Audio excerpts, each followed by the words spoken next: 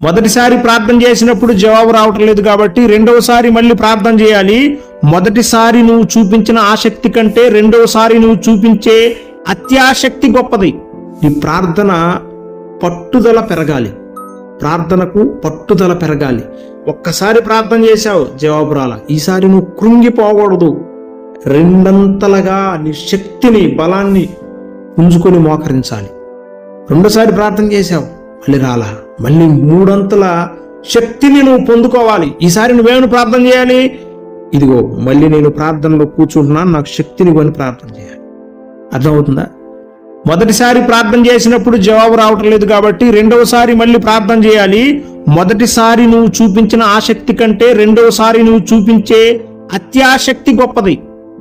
మూడవసారి కూడా ట్రిపుల్ శక్తితో నువ్వు ప్రార్థన చేయాలి. నాలుగవసారి ఫోర్ టైమ్స్ ఫోర్ ఫోల్డ్ గా నువ్వు ప్రార్థన చేయాలి. ప్రార్థనలో నువ్వు ఎంత ఆసక్తిని కనపరుస్తుంటావో అంత దేవునికి దగ్గరగా వెళ్ళిపోతా ఉంటావు. నీ ప్రార్థనకు జవాబు రాని ప్రతిసారి కూడా నీ శక్తిని నువ్వు కూడగట్టుకోవాలి. ప్రార్థనకు జవాబు రాలేదని కృంగిపోతున్న సహోదరి, సహోదరుడా, కృంగిపోవద్దు. నువ్వు అసలు జీవితంలో ఎన్నటికీ కృంగిపోవద్దు. ఈరోజు కాకపోతే రేపు వస్తుందండి. ఈరోజు వేసిన లెటర్ ఈరోజే రాదు కదా, 2-3 రోజులు టైం పట్టొచ్చేమో, నో ప్రాబ్లం. ఆ లెటర్ రావటం లేట్ అయితే లేట్ అవుద్దేమో, కానీ ఈ జవాబు అయితే ఖచ్చితంగా నీ దగ్గరకు వస్తుంది. ఏదో ఒకరోజు నీ తలుపు తట్టిద్ది. ఏదో ఒకరోజు నీ తలుపు తట్టి నీ ముందు నిలబడింది. ప్రార్థిస్తుండగానే పేతురు వచ్చి వారి గుమ్మం ముందు నిలబడ్డాడు. ఎవరి కొరకైతే వారు ప్రార్థన చేస్తున్నారో ఆ వ్యక్తే వచ్చి డోరు కొట్టాడు.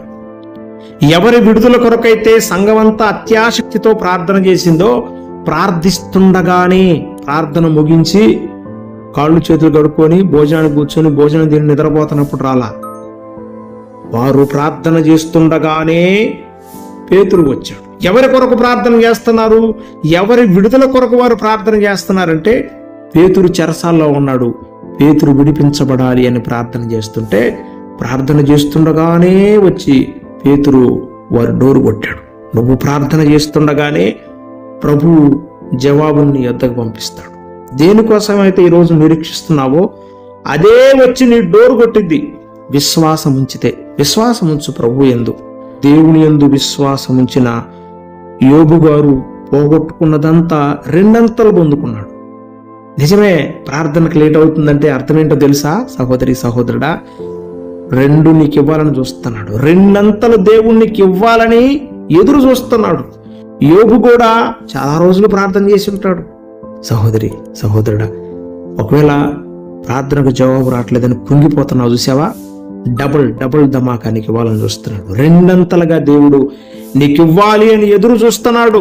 నిన్ను ఒత్తిడికి గురి చేస్తున్నాడంటే ఆ ఒత్తిడిలో నుండి నువ్వు ఉద్భవిస్తావని, ఆ ఒత్తిడిలో నుండి నువ్వు బలాన్ని పుంజుకొని నిలబడతావని, స్థిరంగా నిలబడతావని. నువ్వు నిలబడటమే కాదు, నువ్వు నిలబడి అనేక మందిని నిలబెడతావని ప్రభువు కొంచెం లేట్ చేస్తున్నాడు. నీ పట్ల ఒక గొప్ప ప్రణాళిక కలిగి ఉన్నాడు, మర్చిపోవద్దు. సహోదరి, నా ప్రార్థనకు జవాబు రాలేదంటున్నావు కదా, ఈ గురించి నేను మాట్లాడుతున్నా. సహోదరుడా, నా ప్రార్థనకి ఇంకా దేవుడు జవాబు ఇవ్వలేదు అని నువ్వు బాధపడుతున్నావు, దిగులు పడుతున్నావు కదా, అదిగో నేను నీ గురించి, ప్రత్యేకంగా నీ గురించే మాట్లాడుతున్నా. ఏంటో తెలుసా?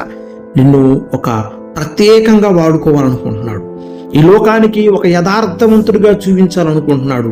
అబ్రహాము వలె ఒక గొప్ప విశ్వాసి ఈ కాలంలో, ఇదిగో ఈ బ్రదరే, ఒక గొప్ప విశ్వాసురాలు, ఇదిగో ఈ సిస్టరే అని ప్రభువు నీ ద్వారా ఒక గొప్ప సాక్ష్యాన్ని ఇవ్వాలని ఆశ కలిగి ఉన్నాడు. అందుకే నిన్ను కొంచెం స్థిరపరుస్తున్నాడు, కొంచెం కాలం ఓపికతో ఉండమంటున్నాడు. నిన్ను స్థిరపరిచి స్థిరపరిచి స్థిరపరిచి స్థిరపరిచి ఒక గొప్ప బండ మీద నిలబెడతాడు. ఆ రోజు ఏ శక్తి కూడా దేవుడు నీకు ఇచ్చే మహిమను ఆపలేదు. దేవుడు నీకు ఇచ్చే 2 అంతల ఆశీర్వాదాన్ని అడ్డుకోలేదు. ఏలియా మోకాళ్ళు వేశాడు. 2 మోకాళ్ళ సందులో తలకాయ పెట్టి ప్రభువా ప్రభువా అని ప్రార్థన చేస్తుంటే వెంటనే జవాబు రాలా. ప్రార్థన చేశాడు. మొదటిసారి దాసుని పిలిచాడు, పరిచారకుని పిలిచి వెళ్ళి చూడు అని అన్నాడు. ఆ వ్యక్తి కొండ నుంచి పరుగు పరుగు వెళ్ళి సముద్రం వైపు చూశాడు. మేఘం లేదు, ఏమి లేదు. మళ్ళీ పరుగున వెళ్ళి, దైవజనుడా ఏం కనిపించట్లేదు అని అన్నాడు. సరే వెయిట్ చేయి అని చెప్పి మళ్ళీ 2 మోకాళ్ళ సందున తలకాయ పెట్టి ప్రార్థన చేయటం మొదలుపెట్టాడు. మళ్ళీ పరిచారకుని పిలిచాడు. శిష్య ఏమన్నా కనిపిస్తుందా అని అడిగాడు. ఏమి లేదు దైవజనుడా అని అన్నాడు. మళ్ళీ ప్రార్థన చేయటం మొదలుపెట్టాడు. మన జీవితంలో మొదటిసారి ప్రార్థన చేసినప్పుడు జవాబు రానప్పుడు మనం ఏం చేస్తాం? మనం అలా కృంగిపోతాం. కానీ ఎలియా గారట 7 మార్లు అలా ప్రార్థన చేస్తూనే ఉన్నాడట. 7 సార్లు ప్రార్థన చేశాడు. 7వసారి అరచేయంత మేఘం పైకి వచ్చింది. పైకి వచ్చిన మేఘం ఏమైందో తెలుసా అండి? అసలు ఆ అద్భుతాన్ని ఊహించుకుంటే ఒక్కసారి ఒళ్ళు పులకించుతుంది. 3.5 సంవత్సరాల నుంచి వర్షం లేదని ఎదురు చూస్తున్న ఆ బిడ్డలకి, ఎన్నో సంవత్సరాలుగా ప్రార్థన చేస్తున్నా నా జీవితంలో దీవెన వర్షం లేదని నిరీక్షిస్తున్న నీకు ఇక సిమిలర్గానే ఉంటుంది పరిస్థితి. అది చూపులకు ఎంత ఉందట? దాని పరిమాణం అరచేయే, కానీ అది విస్తరించి కుండపోత వర్షం కురిసిందట. మెండైన వర్షం, మోపైన వర్షం అట. 1వ రాజుల గ్రంథం 18వ అధ్యాయము 45వ వచనం. అంతలో ఆకాశము మేఘములతోనూ గాలి వానతోనూ కారు కమ్మెను, మోపైన వాన కురిసిన కనుక. చూసారా? మోపైన దీవెనల వర్షం దేవుడు నీ జీవితంలో కురిపించాలనే, అందుకే కొంచెం లేట్ అవుతుంది.